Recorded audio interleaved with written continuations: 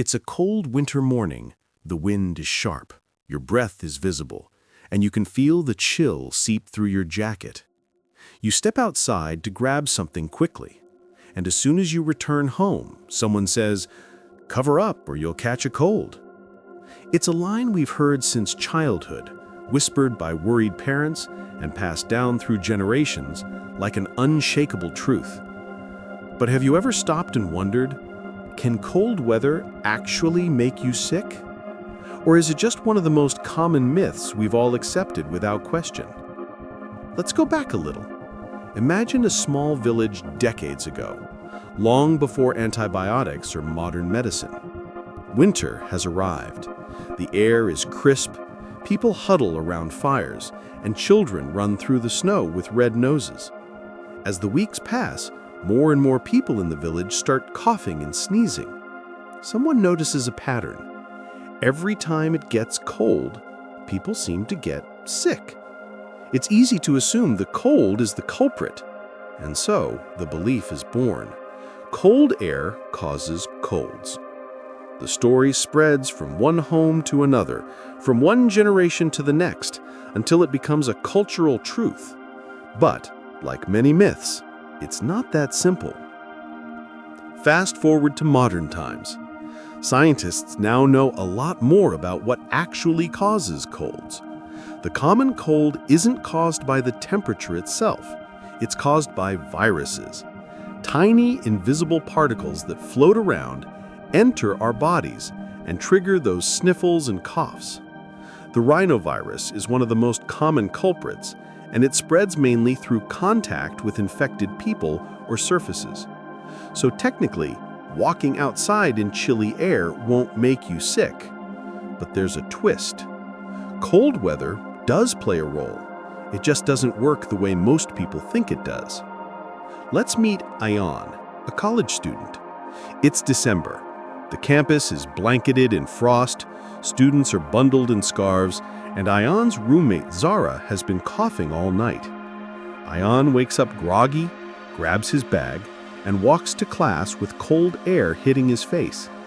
3 days later, he wakes up with a sore throat and a runny nose. His mother's voice echoes in his head. "See, I told you the cold air would make you sick." But was it the weather or something else entirely? What likely happened is this. During colder months, people spend more time indoors. Doors are shut, windows are closed, heaters are running, and everyone is breathing the same air. That creates the perfect environment for viruses to spread. If one person is sick, the virus can pass around quickly, hopping from hand to hand, sneeze to air, doorknob to nose. So technically, walking outside in chilly air won't make you sick, but there's a twist. Cold weather does play a role, it just doesn't work the way most people think it does. Let's meet Ayan again. When he walked outside that morning, the cold didn't sneak into his lungs and give him a virus. The real reason he got sick was that he shared a small dorm room with Zara, who was already sick. The air in the room was dry, the windows were closed, and his body was a little tired from late-night study sessions. All those little details created the perfect opportunity for a virus to take hold. Throughout history, cold weather has been feared as a bringer of illness. In the 18th and 19th centuries, doctors believed miasma, or bad air from cold fog, caused sickness. People were told to wear thick layers, wrap their faces, and stay indoors. When someone caught a cold, the temperature was blamed, not the invisible viruses they couldn't see. But once scientists discovered viruses and bacteria, the myth began to crack, though it never fully disappeared. Myths are powerful because they feel true.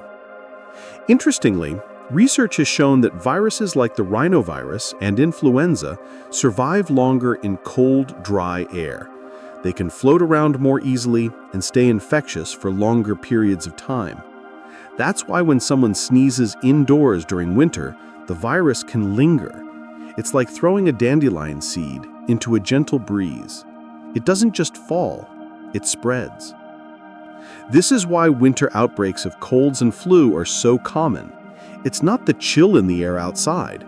It's the way viruses thrive and the way humans behave in response to the cold. Think about it. If cold air alone caused illness, people living in cold climates year-round would constantly be sick. But that's not the case. With good hygiene, proper rest, and healthy habits, people can live in freezing temperatures and remain perfectly healthy. Let's picture another moment. A child playing in the snow, laughing, their cheeks red and breath visible. The parents watch nervously, reminding them to wear gloves and hats because they don't want their child to catch a cold from the air. But if the child is healthy and the air is clean, nothing bad will happen.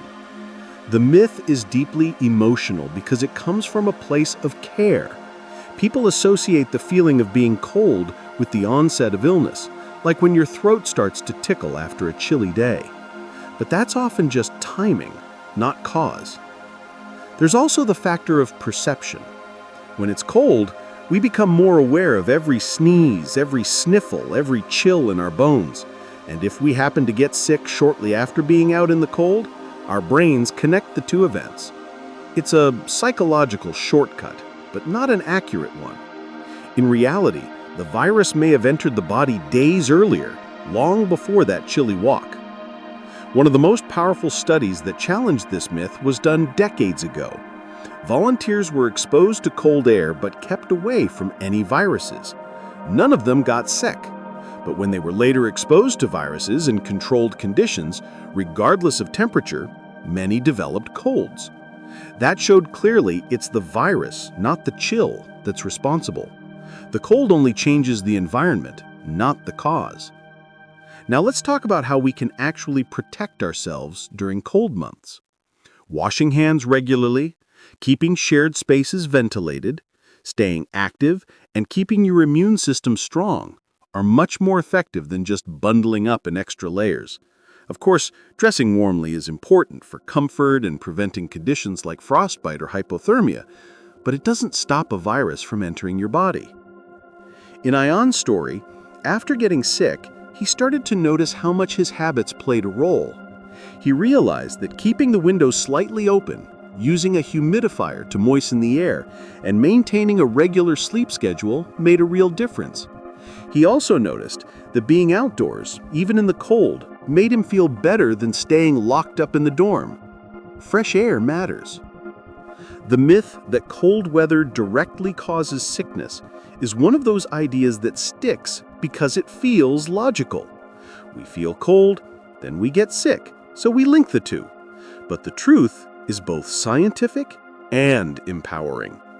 Once you understand how viruses really spread, you realize that you have more control than you think. You don't have to fear the cold, you just need to respect how the body and the environment interact. Another reason the myth persists is cultural storytelling. In many parts of the world, winter is associated with hardship, with illness, with people getting sick. Songs, sayings, and family advice reinforce the narrative. But science allows us to rewrite that story with facts. Myths might feel comforting, but truth gives us tools to protect ourselves better.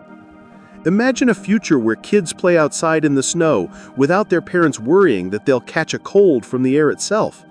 Where people focus on real prevention, like good hygiene, nutrition, and rest, instead of fearing something that isn't the actual cause. That future is built on knowledge, not fear. Ayan, after recovering, becomes more mindful. He doesn't shy away from the cold anymore. He takes walks, breathes fresh winter air, and keeps himself healthy through smart habits.